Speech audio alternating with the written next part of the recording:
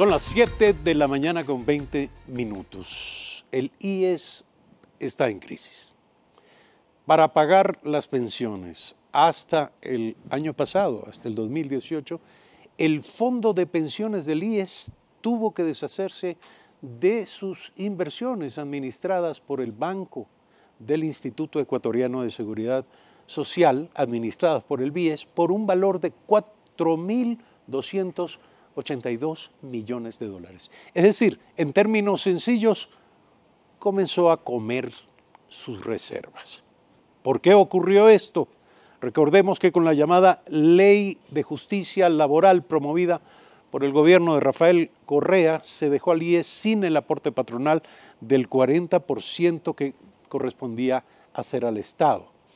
Pero eso finalmente terminó descapitalizando el fondo, que debía tener un saldo mayor, se calcula 13.000 millones de dólares. Sin embargo, terminó en 8.000 millones, es decir, se dejó de percibir 5.019 millones de dólares.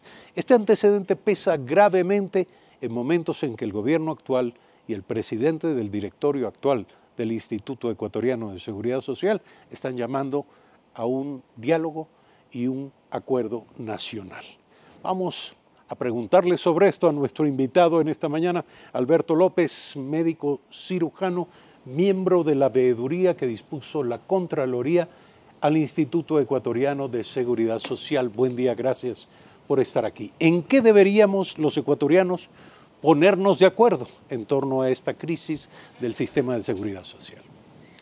Muchas gracias por la invitación. Siempre es bueno resolver las controversias de manera consensuada, pacífica, con los diálogos. Pero en los diálogos respecto a la seguridad social, hay que tomar en cuenta cuál es el interlocutor válido del diálogo. Este no puede ser un diálogo de sordos, no pueden confluir intereses exógenos en el diálogo. Pero hay muchos actores, sin duda. Hay muchos actores, pero hay uno trascendente, hay uno fundamental. ¿Quién?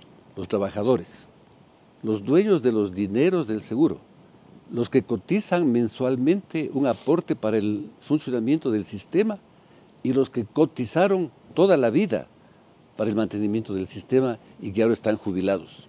Ahora, sin embargo, hay muchos aportantes voluntarios. Sí, pero siguen siendo los dueños del sistema todos los que cotizan. Se dice que también cotiza el sector empleador. Claro, cotiza para financiar las prestaciones de los trabajadores. O sea, el global de la cotización es en beneficio de los trabajadores. Estos son los interlocutores válidos en el diálogo en torno a este tema. Ahora, estamos hablando de millones de personas. ¿Cómo recoger su expresión, sus ideas, cómo llegar a coincidencias? Bueno, es un poco difícil, pero hay manifestaciones orgánicas, expresiones de organización social. O sea, hay centrales sindicales, hay grupos de trabajadores, hay organizados, en fin, hay líneas de expresión, hay representatividad. No puede dialogarse con los millones, tiene que dialogarse con sus representantes. Pero los más importantes, a mi juicio, en este diálogo son los dueños de la entidad, los dueños del dinero. No son los empresarios necesariamente, no son las cámaras de la producción, no son las cámaras industriales, no son los analistas políticos que todos los días satanizan el sistema de seguridad social y que están de radio en radio, de canal en canal, cuestionando. ¿A quién representan los enemigos del sistema de seguridad social? Porque es cierto, razones para criticar al sistema existen, pero no siempre las críticas están movidas por las mismas motivaciones. Sí, no están. Hay añoranzas de quienes en una consulta popular hace algunos años perdieron la propuesta de administrar los fondos de la seguridad social a través de manejo de cuentas individuales capitalizadas por las AFPs, aseguradoras de fondos de pensiones. O sea, esa fue una consigna muy importante que se desarrolló hace poco tiempo. Y siguen allí, dice usted, pero esperando la oportunidad. Están añorando.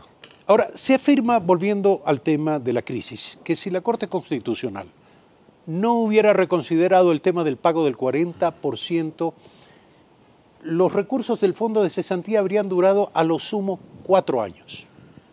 ¿Esto qué significa? Que en el 2023 ya no hubiese existido dinero para pagar pensiones. 2023, dentro de 4 años. Pero hoy la jubilación de quienes pretendan una pensión más allá de los 10 años también está en peligro. La pregunta es ¿qué hacer? La pregunta es transparentar los estudios matemático-actuariales, que son los que fundamentan el financiamiento de las prestaciones a mediano y largo plazo. Ahora, ¿qué pasa si una vez transparentados, que por cierto, de ello ya se está hablando, confirman estos datos? Claro, ¿Qué hacer? Claro, hay un déficit actuarial aparentemente en función de borradores, de aproximaciones, de estudios preliminares. Hay un déficit actuarial que espanta porque no habría sustentabilidad en el tiempo. El 40% de pago del aporte de las pensiones suprimida por un decreto fue un gravísimo error, sin duda. Pero también es un error que la Corte Constitucional, que declaró inconstitucional esa medida, no haya mandado a pagar esa deuda de manera retroactiva. La Corte Constitucional también tiene un pecado, el haber omitido.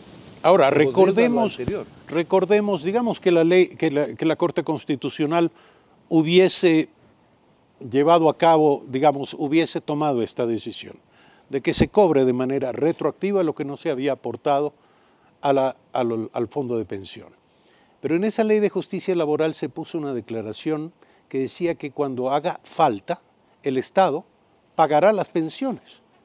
Y sin embargo, hoy por hoy estamos ciertamente imposibilitados, hay una crisis fiscal declarada y el Estado no puede probablemente ni pagar la propia deuda al día, peor todavía, una deuda que se remonta a los años anteriores sobre este déficit del 40% del aporte del Estado. ¿Qué hacer al respecto? De lo que conozco, el Estado, a través del gobierno, recién en este mes de enero de este año, pagó 124 millones de dólares por concepto del 40% de las pensiones jubilares y a partir del año 2019. Es decir, hay unos 3 años de ausencia de ese dinero que incidió, entre otras cosas, para descapitalizar el fondo de pensiones. Usted dice la solución es cobrémosle al Estado. Entre el otras, Estado no está en capacidad de pagar. Entre otras. Al menos no de momento y no de inmediato. Es que aquí es un poco discutible porque el Estado no está en capacidad de pagar esto, pero está en capacidad de exonerar una serie de impuestos a sectores productivos, sectores sociales, que de la noche a la mañana desvanecieron sus deudas. Es decir, ya tiene esto un sesgo político, ¿no? La visión, la interpretación de estos fenómenos, dónde está la plata y en qué se usa, a quién se beneficia, para quién sirve. El Seguro Social es una entidad crucial, clave en la sociedad ecuatoriana. Va a morigerar las tensiones sociales en la medida en que haya una seguridad social sólida. Pero no solo es la falta del 40% del pago de las pensiones jubilares, sino hay otras medidas que también han descapitalizado al IES. Las inversiones. Las inversiones se supone generarán rendimientos, utilidades, robustecerán el fondo de pensiones, pero las inversiones se han hecho en un 42%. ¿Hay decisiones mal tomadas al respecto? Bueno, buena parte de esas inversiones son en bonos del Estado, que no se sabe cuál es su rendimiento, cuáles son sus utilidades, cuál es su condición actual. Es importante invertir en un buen negocio, seguro, confiable, de buen rendimiento, para acumular las reservas financieras que financien las prestaciones. Ahora, es clave en lo que usted afirma. Usted dice, no se sabe. Exacto. Parece decir entonces que el diálogo lo primero que tiene que hacer es transparentar la realidad, las cuentas. Transparentar las cuentas sobre la base de un modelo matemático idóneo, serio, que traduzca un estado actuarial actual. Solo con un estudio actuarial se puede establecer el financiamiento del futuro y resolver el problema actual. Hay otras causales del déficit financiero. Vamos concluyendo, por favor. Por ejemplo, una medida administrativa que tomó un consejo directivo del IES que, a mi juicio, no está integrado, a juicio de los juristas. Ellos dicen que el consejo directivo no está integrado legítimamente. Se supone que hay 3 miembros que lo integran. El delegado de los trabajadores desde hace años que no existe. Fue destituido con causales justificadas, entiendo yo. Entonces quedan 2. ¿Cuál es la mayoría de 2? Ninguno, salvo que sean los 2. 2 versus nada. Y no siempre, entiendo, están de acuerdo. Es un consejo directivo ilegalmente constituido en base al artículo 28 de la Ley de Seguridad Social, que también la Corte Constitucional lo declaró inconstitucional y dispuso que la Asamblea modifique esa ley. ¿Y qué resultado, qué impacto tiene lo que acaba de decir en este proceso de diálogo? En este proceso de diálogo que precisamente no ha estado el sector de los trabajadores representado en la toma de decisiones.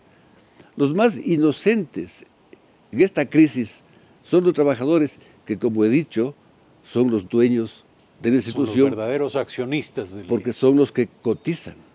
Hay otras medidas como la modificación de las tasas para los seguros de pensiones que se disminuyó en 4 puntos en beneficio de la tasa del Fondo de Salud.